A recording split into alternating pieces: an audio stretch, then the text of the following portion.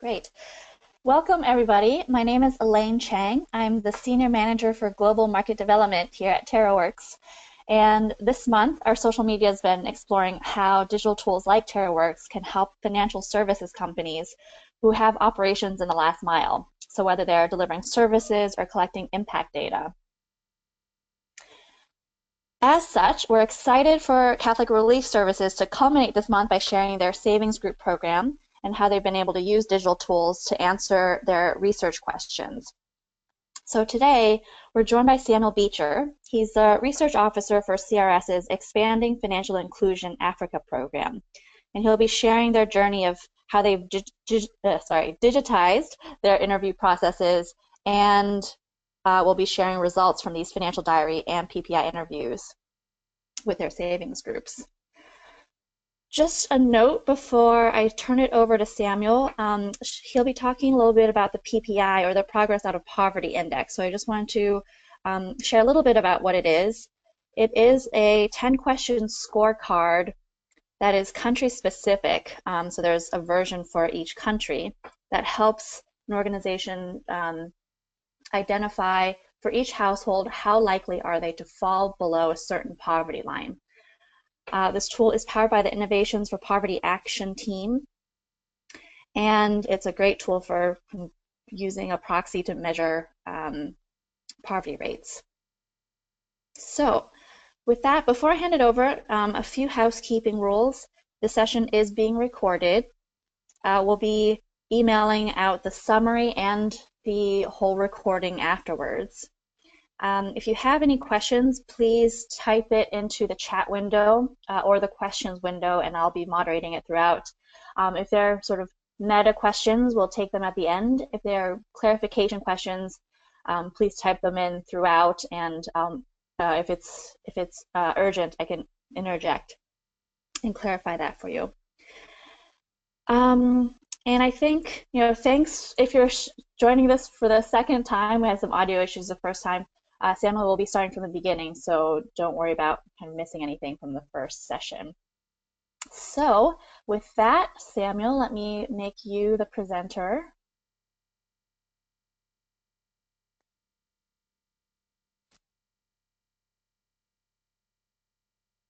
And I can't hear you if you're speaking. All right, thank you very much, Elaine. I trust that you can hear me now, and that you're able to share my screen. I see that I'm on air. Let me move this out of the way. We can only see the PowerPoint. Yeah. Oh, okay, perfect. I was worried you could see the GoToWebinar. No. Thank you so much for the introduction. And like Elaine said, we had discussed some of the PowerPoint that we'll be covering today, the PPI section of the PowerPoint, but we look forward to sharing both the Progress Out of Poverty Index and Financial Diaries research with you today. Like she'd mentioned, in 2013, Catholic Relief Services, with support from our donor, the MasterCard Foundation, launched the Expanding Financial Inclusion in Africa program. And we're working in 4 African countries, 2 West African and 2 East African countries, Burkina Faso, Senegal, Uganda, and Zambia. The program has worked in collaboration with TerraWorks. We've worked with them to adapt 2 project surveys and integrate them into the TerraWorks application. And we've also worked with Microfinance Opportunities, a consulting organization that specializes in financial diaries out of Washington, D.C., and we've worked with them to manage and analyze the data collected via TerraWorks. And so the FE program, Expanding Financial Inclusion in Africa, has been a collaborative program. Today's agenda, I'll review the program scope, I'll describe CRS's Savings and Internal Lending Communities methodology, why we chose TerraWorks and how it was integrated into the FE project, and then I'll talk to you about 2 components of our research, the poverty outreach and the financial diaries. And finally, I'll give some concluding thoughts on TerraWorks and how we switched from paper data collection to mobile data collection and what lessons we learned during that switch. Expanding Financial Inclusion in Africa. I'll be referring to this project as EFI or EFI during the remainder of the presentation. And again, this is a Catholic Relief Services project funded by the MasterCard Foundation. And our core goal is to expand financial inclusion to poor and vulnerable households. And we're expanding financial inclusion by forming savings and internal lending communities. And this is another acronym which I'll be referring to as SILK during the remainder of the presentation. And it's our goal to create 19,200 of these new SILK groups. And with each SILK group containing 20 to 30 members, it's our goal to attract and retain more than 500,000 SILK group members in these 4 countries. Within the 4 countries that I had mentioned, Burkina Faso, Senegal, Uganda, and Zambia, we're working in 10 regions. And we targeted these regions based on national data on financial inclusion and poverty. The SILK process, I mentioned to you the savings and internal lending communities, and I want to describe just briefly what the process is, what a SILK group does, and how it helps poor and vulnerable households economically and also build social capital. CRS's SILK methodology, it's what we call a savings-led microfinance approach, which means that the savings groups generate, own, and manage all of the funds. It's savings-led because none of the microfinance or the microloans are from an external organization. They all come from the money that the savings group saves. The SILK methodology has its roots in traditional community-based, what we call RASCAs, or rotating savings and credit associations, but the methodology has been slightly adapted and we feel improved upon. Like I mentioned previously, the SILK group normally consists of 20 to 30 members, and these 20 to 30 members work with a field agent or a private service provider that is trained by Catholic Relief Services. And in those initial meetings, the savings group agrees to a set of rules to guide its activities. After they've agreed to these rules and undergone rigorous training, that's 11 modules, the groups meet on a regular basis and the members contribute a sum of money. And the amount of money that the members contribute varies from week to week. There's normally a minimum savings and a maximum savings. Then after the group is able to accumulate some funds in its savings box, the members are able to take out loans which they pay back with interest. These loans help support farming, they help grow businesses, pay for schooling, make bulk food purchases, or help households in week-to-week or day-to-day cash flow management. If they're lacking income or lacking money, they're able to take out a loan with low interest to cover the household needs that week. In our theory of change, we purport that the savings group members will use these loans for productive purposes. That way they're able to pay back the interest, and over an 8 to 12 month period of savings and loans, the group members get back their investment plus a profit.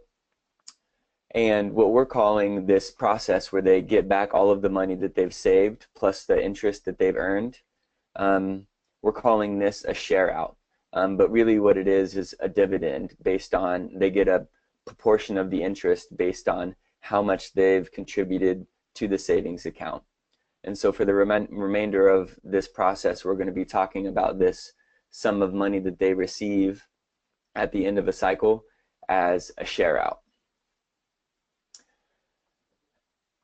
In the last we've started this project in 2013, and to date, FE Africa has reached nearly 450,000 households.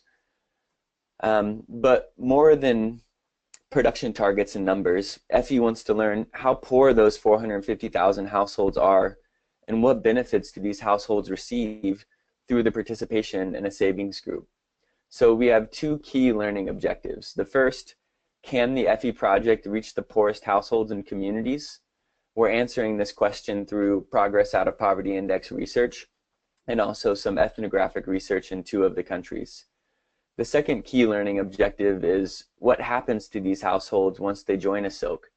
And we're answering this question through our financial diaries research, an adapted wealth ranking exercise, and through in-depth interviews for our SILK group members that also had financial diaries. So CRS wanted a tool that could collect and store large amounts of PPI data from 4 countries over a 4-year period, and we wanted the same tool to collect financial diaries data for 2 years, but only in 1 country. And we wanted those 2 pieces of data to talk together.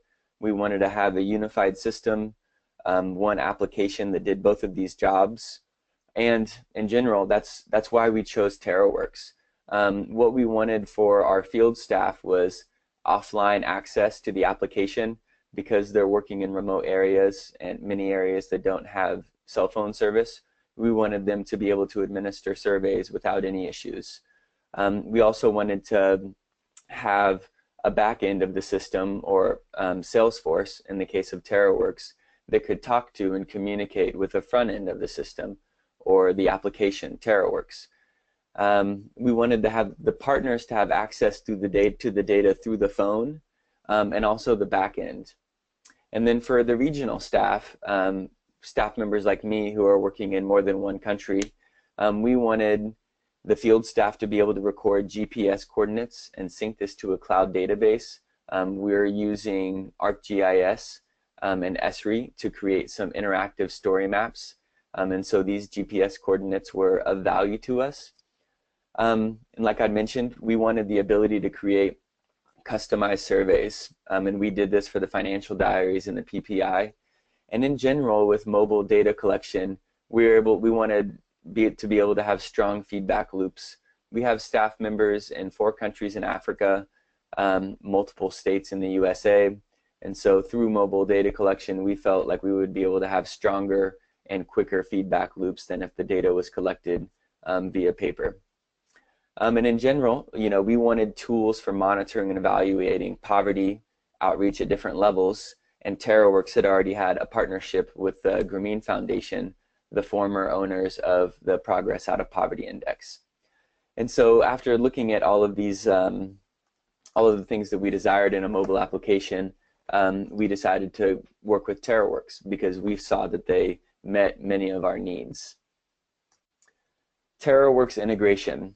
So I mentioned those 2 key questions that we wanted to answer with our research. Can Silk households participate in, or can poor households participate in savings groups? Can the FE program reach the poorest households? And what happens once those households join a Silk group?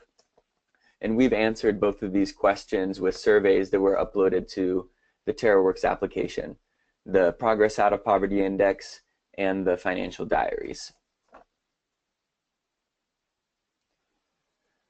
The Progress Out of Poverty Index. So now what I'm going to be doing is moving through the data collection methodology, the questions that we had asked, and some of the answers that we found to date.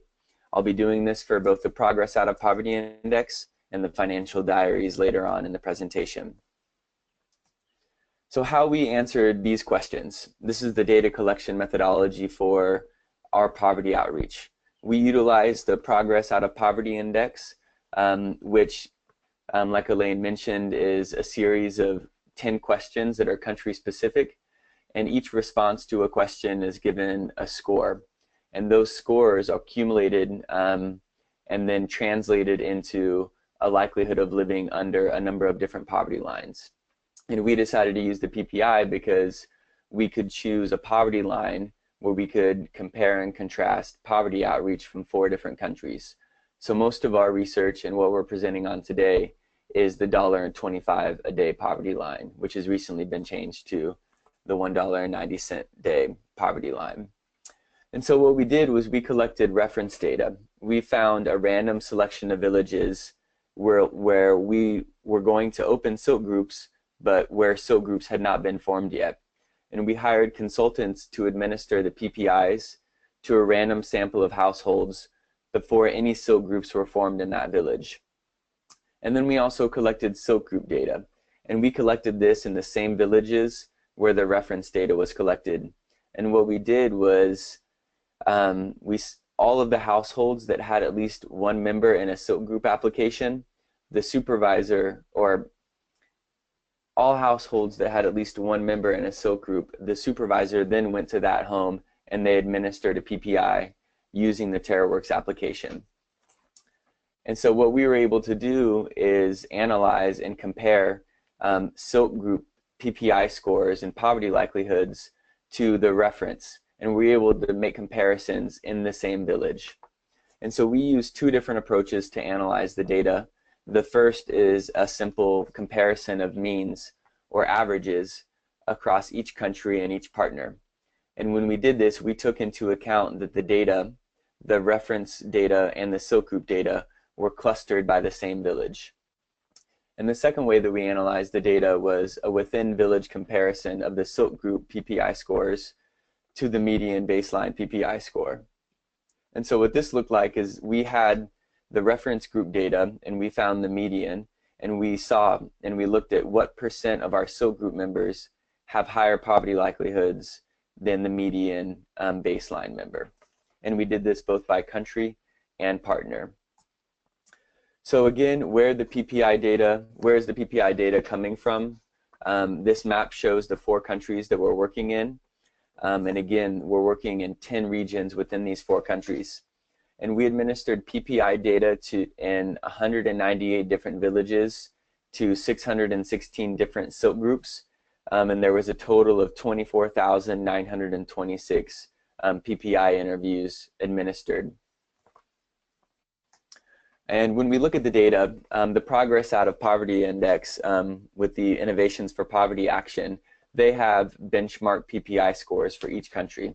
And what we did and what this table shows is comparing the national average of PPI scores or poverty likelihoods compared to the FE average. And so if we look at Burkina Faso, we see that 37.5% of the population lives below the national poverty line. And when we look at the FE average, we see that 40.1% of our members are likely to be living under the national poverty line. And I say likely because the PPI gives a likelihood of living under a certain poverty line. And when those numbers and likelihoods are aggregated together, it's a really statistically significant and valid tool for measuring poverty with large sample sizes. If we go to the next 2 columns, we're looking at the % below $2.50. We see that the national average is 79% and that the FE average is 85%. And then again, when we look at the average below $1.25 a day, we see once again that the FE average is higher than the national average. And we see that this is true across all the countries and all the partners, although we weren't able to do this analysis in Zambia since there was no PPI benchmark data. So when we compare our Silk Group members to the national average, we see that they are poor. But what about when we compare our Silk Group members to the communities that they are working in? What we see when we look at this is that different partners have had different successes in poverty outreach. This is in Uganda. We've been working with 3 partners in 3 different regions. One partner is Eden, another is Sepspel, and the third partner is Socodito. And what we're looking at is the average poverty likelihood, and the likelihood that we're looking at is to live below the $1.25 a day poverty line. And reading this figure from left to right, we see that in Eden, the baseline or the reference and our Silk households have very similar poverty likelihoods, 46% and 45%. So we see that our Silk Group members are not relatively better off or relatively poorer than the other community members. We see that they're basically the same. When we look in Sepspel, we see that the baseline has slightly higher poverty likelihoods than the Silk Group members. So with this partner, we see that the Silk Group members that we're attracting are slightly better off than the community members, and that this region of Uganda is also a little bit better off than Eden because the poverty likelihoods are lower. And then we move to Socodito, which is in the northeastern part of Uganda. They've been experiencing drought and have had a number of issues in years past that have led to higher poverty than other regions in the country. And so what we see is higher poverty likelihoods than the other two regions. But what we also see is that the silk group members have much higher poverty likelihoods than the baseline, a 49% likelihood and a 63% likelihood. So what this figure and what this data is telling us is that our partners have had different levels of success in reaching poorer households. What we've also looked at is we've compared the silk group members to the average, or the this is the within village comparison of silk group PPI scores to the median baseline PPI score. And this is looking at the country, Senegal, and the two partners that we are working with, Caritas Kolda and Ndejrim.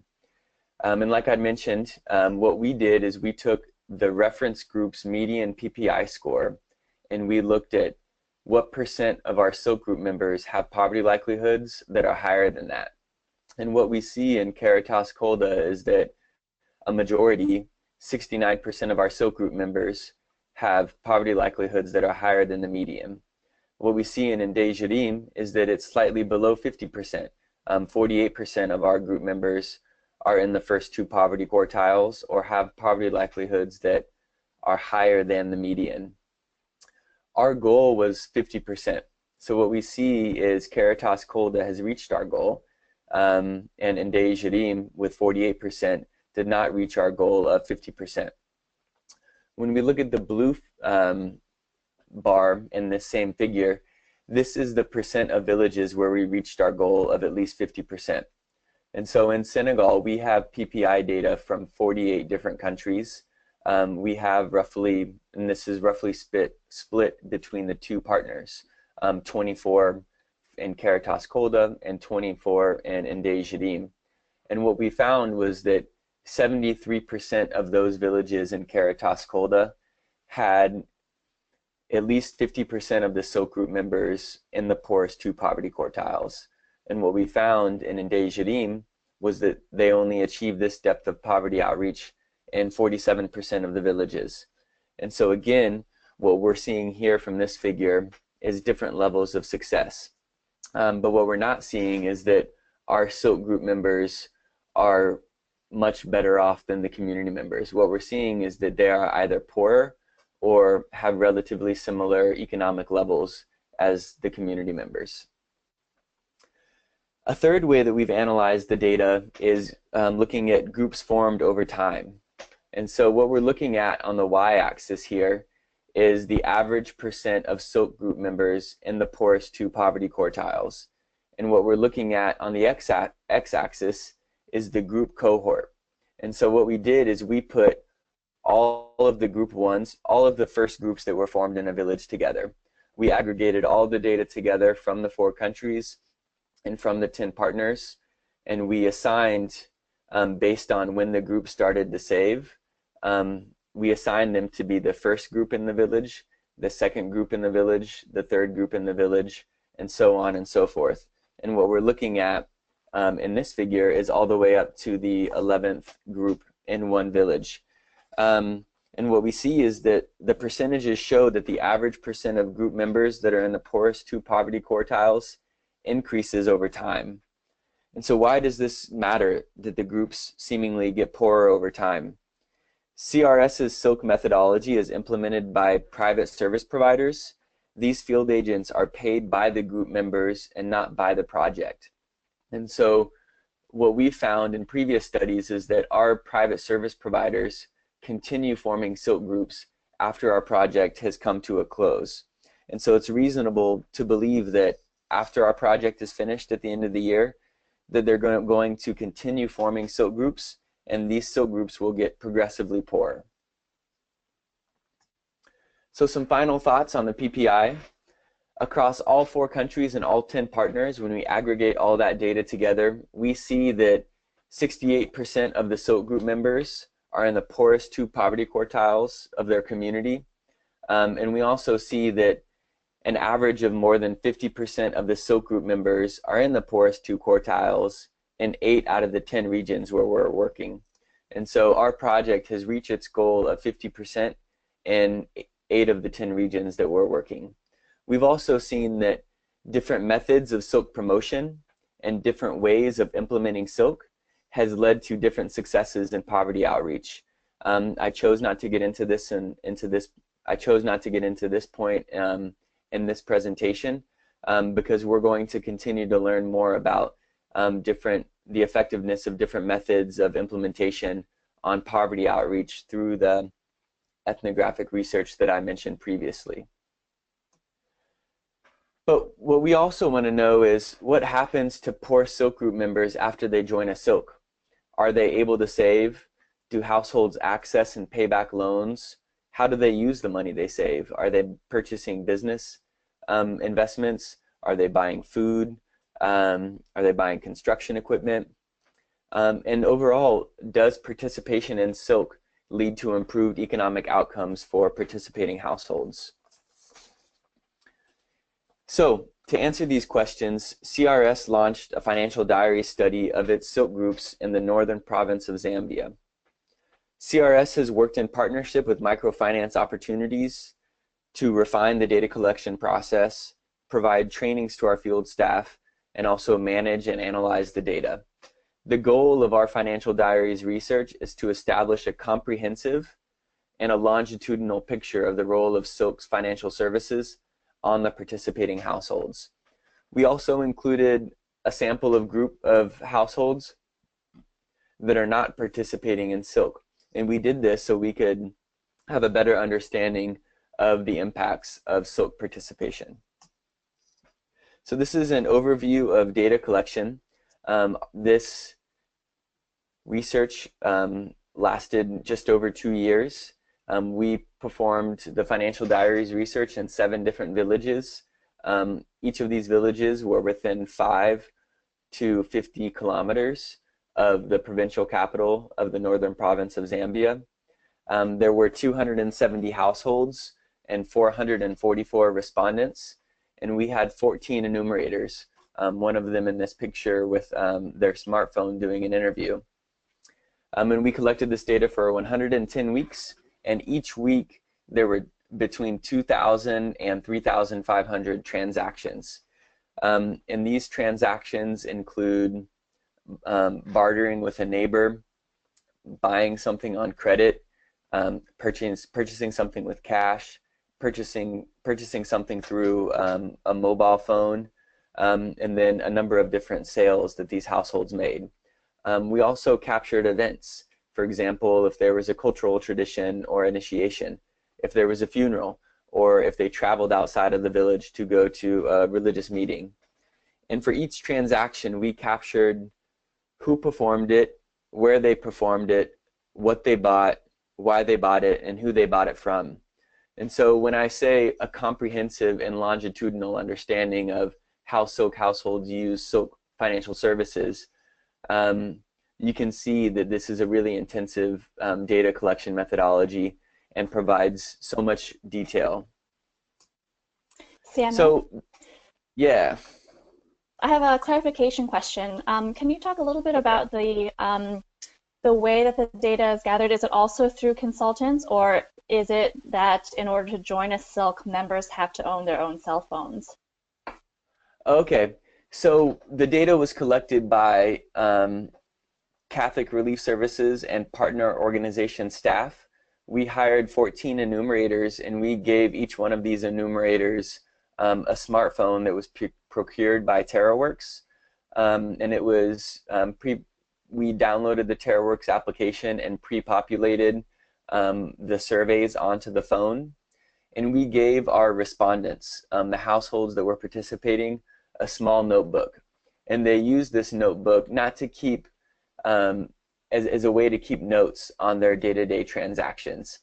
And so if you were to look at these notebooks, the majority of them were written in the local language because very few of our respondents were literate in English, and they just had really simple notes, you know, basically what they bought, who they bought it from, and how much they spent on it.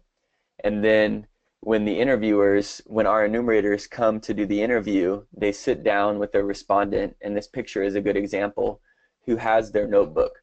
That way, when the respondent says, you know, they purchased a cup of dried fish from a market vendor, our enumerator is able to probe them for the rest of the information that we need.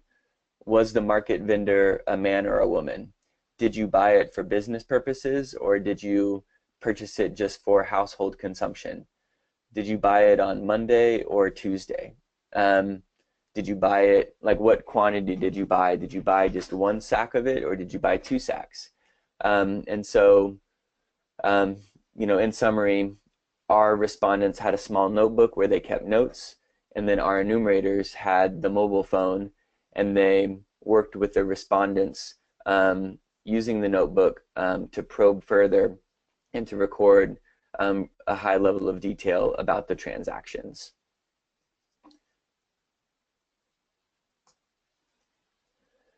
Great. So this is a summary of findings. Our poverty outreach, this is not based on the PPI data. This is based on the financial diaries data. And what we found was that 96% of our households lived below the $1.90 per day. And this is to show that our program has successfully enrolled poor households. And what the data will show is that these poor households were able to successfully use silk services to accumulate large sums of money and to make outlier expenditures. We found that during the course of the 2-year study period that the households participating in silk increased business spending, but what we did not see was an increase in net incomes throughout the course of the study. I'll go into that point in more detail in one of the next couple of slides. And we also found that aside from silk, our households had little to no interaction with financial service providers, formal financial service providers. Only 1.3% of all financial transactions were performed with a bank or a mobile network operator. In terms of silk use and poverty, we found that the households were consistently using the tools available to them. Even though the majority were earning less than $1.90 per day, we found that the households were consistently taking loans or making savings deposits in about 75% of the weeks, that they were taking loans about once every 4 months, and that they were able to make and finish all of these loan repayments. We also saw that during the 2-year study period that they increased the amount that they saved, they increased the loan amounts that they received, and again, they increased the share outs that they got from the first cycle to the second cycle. So again, the share out is the dividend that they receive. It's all of the money that they saved plus the interest that they've earned. And what we saw was that with this money, with these loans and with these share outs, they used this money to double the frequency with which they made outlier expenditures. So these outlier expenditures are unusually large expenditures, and we saw that they made these types of purchases much more frequently after receiving a silk loan or after receiving their silk share out. So I'm going to go through each one of these points just briefly in a little bit more detail. So how poor are the populations enrolled in CRS Zambia's silk program? This figure is based on average daily per capita net income of households. The yellow line is the silk households, and the gray or black line is the comparison households. And what we see is that the majority of our participants are earning less than $1.90 a day, and 99% of them are earning less than $3.10 a day. So all of this is to say that the households that we are working with are extremely poor. Do households increase business purchases and investments? Are households earning more money? And what kind of financial tools are they using? This is the section that we're calling income, expenditures, and financial tool use. And what this graph shows is the average weekly business spending over time, and this is for comparison and silk households. You'll see on the y-axis that the numbers go 0, 100, 200, 300 to 400, and this is in Zambian kwacha. This is not in US dollars. But just as a reference point, there was the Zambian, it was about 9 Zambian kwacha to 1 United States dollar. And so this is close to 10. So we can see that in week 20, the highest weekly business spending for our households was about $40. And so we see that we're still working with relatively small sums of money. And what we see in this beige color is the silk households, and in the blue is the comparison households. And what we see is that during the entire study period, the silk households spent more on business than the comparison households. But what we also saw was that there was an increase during the 2-year study period, whereas the comparison households' business spending remained stagnant over time. Although there were week-to-week variations that you're seeing, how it can spike from week to week, but in general, when we aggregate the data, we didn't see a trend where there was an increase in business spending for the comparison households, but we did see this for the silk households. This is looking at the average net income, and what we see is this also oscillated from week to week and also had seasonal fluctuations. However, the trend in net income over time shows that this slow increase in business spending did not necessarily yield meaningful profits for the silk households. Like I mentioned in the previous slide, the Zambian kwacha was about 9 kwacha to $1. During the 2-year study period, the Zambian kwacha depreciated significantly from 5 kwacha to $1 all the way up to 14 kwacha to $1 at one point. This, together with a large proportion of our households working in trade and agriculture, where we saw agricultural inputs increase in cost, I think these are some of the reasons why we can explain, or some of the things that we could research for further as to why, even though silk households increased their business spending, they didn't necessarily increase the net income that they were receiving. And so we're working with microfinance opportunities, although this data is coming from our final report and analysis. We're planning to extend our work with them and do some more research on the nature of the business purchases that the silk households made, and to see if these could lead to meaningful profits, but were not able to be captured in the 2-year study period, or what was the main mechanism which did not allow silk households to increase net income even though they were increasing business spending. Moving in a slightly different direction, this is looking at financial transactions. Financial transactions are transactions that do not include like the trade of goods or services, or like the trading of money for goods or services. And so we have self-provided or home-based financial services. And so this is basically taking leftover money and putting it at home, or needing to make a purchase, taking money out of the home and making that purchase. It's kind of like in a more developed economic ecosystem, we can think of it kind of as a checking account, where the money is available to them all the time. And then we look at the silk services. This is the second most utilized financial tool, with nearly 8,000 transactions during the study period. And the majority of these are savings deposits, where our households are depositing into their silk account. But we do see that they're still utilizing informal financial services at a relatively high rate, about the same frequency with which they're using silk services. And so these are cash gifts that they either gave or received from a family or a friend in the community. This could be a loan that they either gave or received from a friend and the community member. And we see that they're doing this still with relatively high frequency. And so what this shows us is that silk doesn't necessarily replace informal financial tools, but it supplements them. And what we found from in-depth interviews is that the informal financial tools that community members use, like friends and family, they serve a very different purpose than the silk financial tools.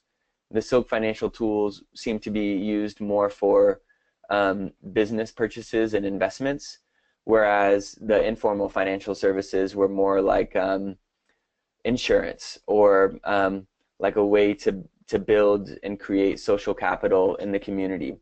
If a household needed money immediately and the Silk group wasn't going to meet for another week, they would be able to get a small amount of money from their friend or neighbor while they were waiting for the Silk meeting to come up. What we didn't see was interaction with formal financial services. Formal financial services only accounted for 1.3% of all financial transactions. And when we look at this, we see that the majority of these formal financial services come from households receiving remittances or cash gifts via a mobile network operator. And what we see is that we had only 45 households out of 270 households that performed more than one transaction with a formal financial service provider. And so basically all this is to show is that without Silk, our households are financially excluded, aside from the social mechanisms that are already in place, like friends and family.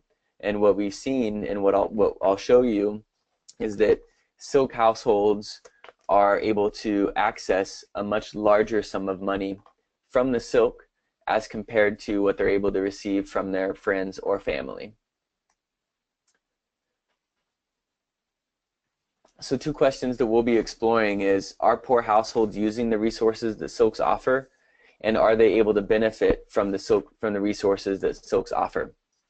Like I had mentioned, what we saw during the 2-year study period is that the average value of the deposit, the amount of money that the deposit made into the Silk, it oscillated from week to week and from season to season, but overall we saw the general trend is that our households were depositing larger amounts at the end of the study as compared to the beginning of the study. And what we also saw was that the loans that they were receiving increased over time. The average loan size was about 369 kwacha, or approximately $40. And this is much greater than the loan size that they were receiving from friends or family, which was approximately 70 kwacha, or $70. And so we see that it's about 5 times the size, the loan or the cash gift that they were able to receive from a friend or family and the community member. And so households were more likely to use these Silk loans to make large purchases that were outside the norm. I'd mentioned to you previously the Silk share out. And again, just to reiterate what this is, the Silk share out is when members of the group receive all of the money they saved plus the interest that they earned. And this cycle is normally between 8 and 12 months, and many of the groups save it so they get the money when it is most needed. For example, they schedule it so they receive their share out right before the rainy season, so they can make agricultural input, so they can purchase agricultural inputs, and so they can make school fee payments. What this graph shows is the average weekly inflows and outflows in the weeks where there was a share out, and this is the second bar where we see it's much larger than the other 4. And then those next to it are the week after, the second week after the share out, and the third week after the share out. And we're comparing this to other weeks. And so while there was a small increase in day-to-day household and business spending following the receipt of a share out, the primary reason we see such an increase in inflows and outflows is because the households are using the Silk share out to double the frequency with which they're making these really large purchases. And the way that we defined a large purchase is being 2.5 times greater than the standard deviation for that household. And so what we looked at was the average purchase of that household, and then every purchase that was at least 2.5 times the standard deviation, we called that an outlier expenditure.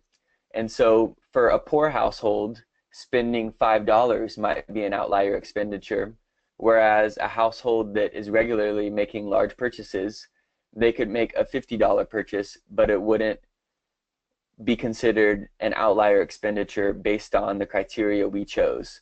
And the reason I'm explaining this is because I want you to understand that the way we defined outlier expenditure is respondent specific. It isn't across the entire sample, but we defined outlier expenditure for each of our 270 households and 444 respondents. And what we see is that the Silk households use the share out to meet and to make these outlier expenditures. This graph shows the average number of lump sum purchases per week in the weeks where there was a share out versus the other weeks. And so in the green, we see the share out months, and in the blue, we see the other weeks, the weeks where there was no share out. And what we see is that households doubled the frequency that they made business purchases, these outlier expenditures that were for business purposes, like agricultural inputs, planks or construction materials, merchandise for a micro business, things of that nature. And then we also saw that they doubled, nearly tripled the rate that they made made outlier expenditures for the household. And what we saw was that these were normally education expenditures and assets, such as mattresses and iron sheets that could significantly improve the quality of life. And just to wrap up, we also looked at this by another criteria, and this is how poor or how well off the household is. And we did this because we wanted to make sure that the poorest households were still able to access the services offered by Silk and to use them to improve economic outcomes and their quality of life. And we saw that the poor households' increase in outlier expenditures proportionally was actually greater than the better off households. And so what this data is showing is, again, the lump sum purchases or the outlier purchases that households are making both for business purposes and for household purposes. And when we look at it proportionally, the poor households are increasing this rate higher than the better off households. And so this data is showing us that not only are we reaching poor households, but the really poor community members that are working with Silk groups are able to receive benefit from this. So the takeaways from the financial diaries is that we saw that the Silk households made more business investments than the non-Silk households, and they had higher gross income, but we didn't see an increase in net income. And this is because they were involved in more business or more input-intensive businesses like agriculture and micro enterprises. And again, we're looking at ways in which we can explore the nature of these business investments to see if it would result in improved economic outcomes, maybe post-project. And it didn't occur during these 2 years, but would occur, 3-4 years out. What we saw was that the Silk program enabled Silk households to accumulate large sums of cash through savings and loans. The average Silk share out was about $80, and that's about 8 times more than a household received on a weekly basis. And we also saw that the average Silk loan, which was about $40, was 4 times more than the loan that they were able to receive from a friend or a family member. So Silk helped people accumulate large sums of cash, and they use these large sums of cash to increase the rate that they purchase business and agricultural inputs, household assets, construction materials, and also school fee payments. And in the third bullet, it's also interesting to note that our Silk households, they were more likely to take out loans in deficit weeks. So weeks in which they spent more than they earned, they were more likely to take out a Silk loan. And due to the fungibility of money, or being able to know if like which came first, households taking out a loan and so not earning as much income, or knowing that they're not earning income or that they're having to meet expenditures that their income can't cover, they're able to access a loan. And what the qualitative data reveal is that these households use the Silk services as an important tool to manage their cash flow. I really appreciate your time. I know that I talked for quite a while about our PPI and our financial diaries research. I think it's really fascinating, and the level of detail that we've been able to capture both from the Progress Out of Poverty Index and the financial diaries research is establishing a really great story and narrative about the savings group that CRS is promoting. And again, we collected all of this data, 55,000 financial diaries interviews and 25,000 PPI interviews through the TerraWorks application. And we transitioned from paper data collection to mobile data collection about halfway through the financial diary study period. And what we found was that it decreased the time between data collection and review, which led to improved data quality. The application automated balance checks, which made sure that the inflows and the outflows were in balance. And again, this was another improvement that we saw in data quality. Transitioning from paper to mobile data collection, I think it improved the way that we were able to manage not only the data, but also the project. We worked in close collaboration with Microfinance Opportunities in DC, and I was stationed in the field about 8 hours away from Catholic Relief Services main office. And so there was a lot of communication that was going on between these 3 different areas, and the decentralized nature of this data allowed for improved project management. And again, skill building for CRS and partner staff. We trained 14 enumerators in using the smartphone and using the TerraWorks application for monitoring and evaluation and for data collection. And we trained more than 50 supervisors across the 4 countries in administering the PPI data. And so one of the main goals of CRS as we work with partner organizations is to build their capacity. And like Elaine discussed, we're seeing a trend where institutions and organizations are more likely to digitize. And so if we're giving our partners those skills, they're more likely to be able to compete and to be able to access work from other projects. There were some challenges. The Salesforce system has dashboards that we used for the PPI, but it was more challenging to aggregate the financial diaries data and to integrate that into the dashboard. After our financial diaries study was complete, when TerraWorks version 4.4 came out, I believe, they made some changes so that it was easier to make some changes in the survey instruments. But we found that as we transitioned from paper data collection to mobile data collection, that there were some subtle changes that we had to make, and there were some challenges since we were using an older version of the application and not the application that is in use today. And then field staff developing trust in the application.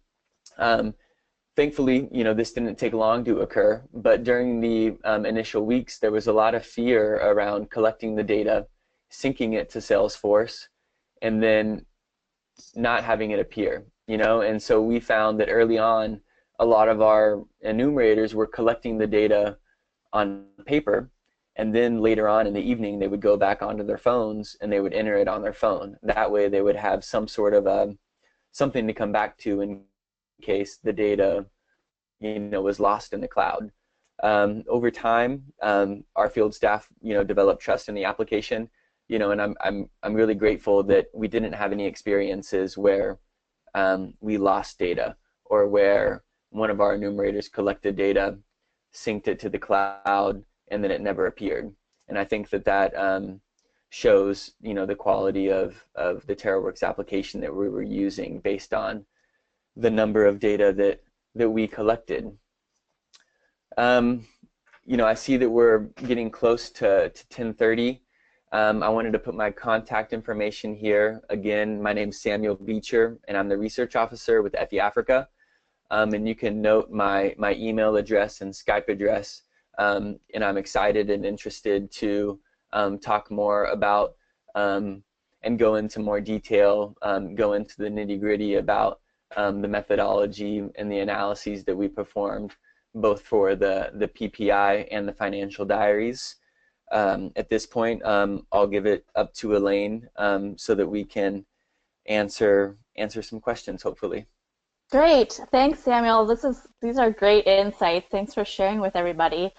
We do have a few questions, so hopefully everyone has a couple minutes over the time to hear the responses.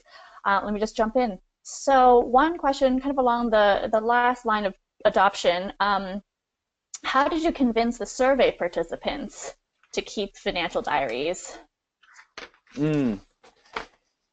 So once per quarter or once every 3 months, we did give the survey participants a small stipend.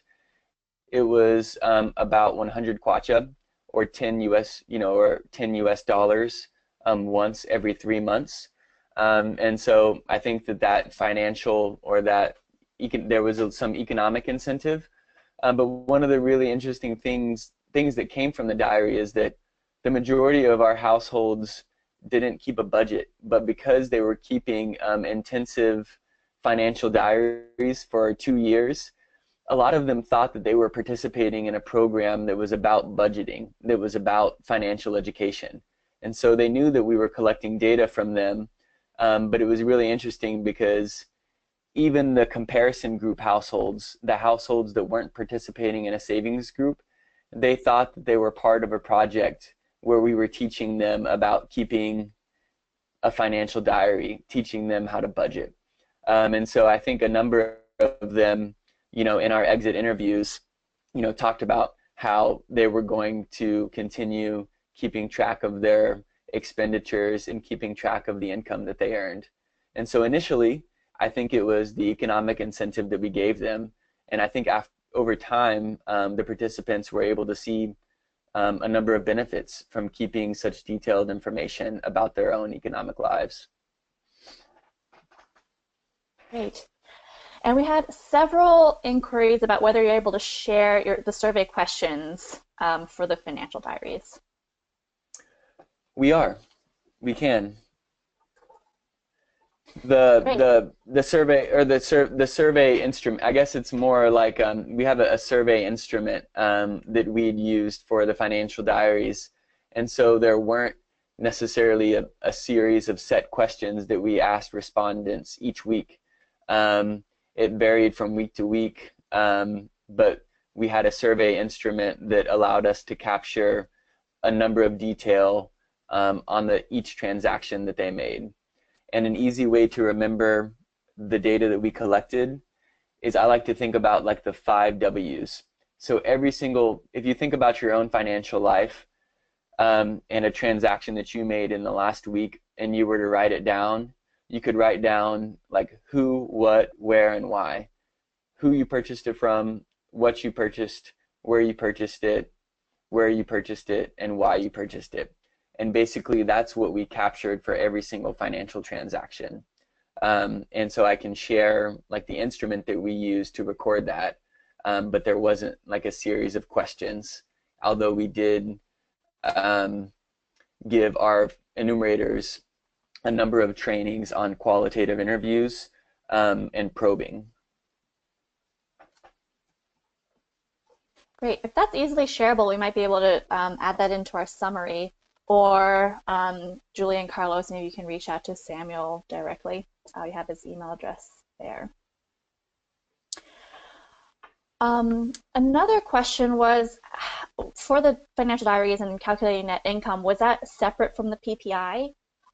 Like, were you able to use the PPI in assessing the benefits of the subgroups?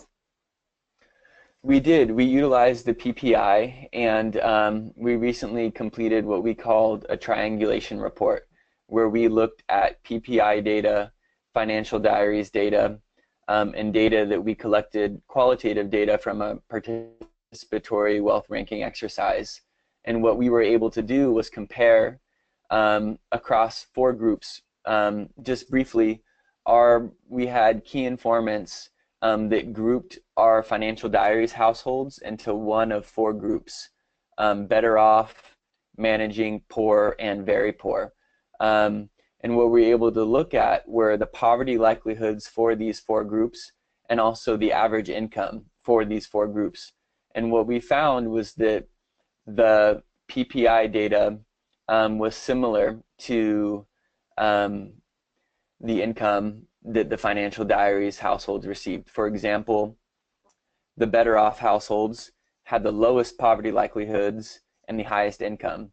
The managing households second, the poor third, and the very poor fourth. And so when we look at it at a macro level, the PPI data supports the financial diaries data and vice versa. But when we look at it in a more micro level detail, we see that there are some variances between the PPI data and the financial diaries data. And we actually just completed writing a report on those findings. And I'm not sure if you've shared this yet. I cut out for a little bit. We also have a blog that's been published on IPA, Innovative Poverty Action. And that talks in a little bit more detail about the research that we've done and what research we've done where we've integrated the financial diaries and the PPI data. But that cumulative figure that I showed you, that was based solely off of financial diaries data and not the PPI data. Okay, great. I just pasted that link into the chat window, so everyone should have access to that. And then your last question, Samuel. Sure. If the silk groups do not receive a capital injection from CRS, what was the average savings deposits by members before they accumulated enough to start providing loans? The average savings deposit was about $2. It was about $2 per deposit, or 20 kwacha. And what we saw was that increased over time to about 30 kwacha. And so it's still a relatively small sum of money, but if it's saved on a weekly basis, we see that it was able to help households accumulate relatively large sums of money. Great. That was the last question, and in the interest of time, let's wrap it up here. Thank you so much, Samuel, for sharing these insights. It was really fascinating. Hopefully all the audience thought so too. Please follow up with any of us if you have questions. Thanks so much, Thank Samuel. you so much thank you for the opportunity, and thanks to the attendees. Bye, everyone.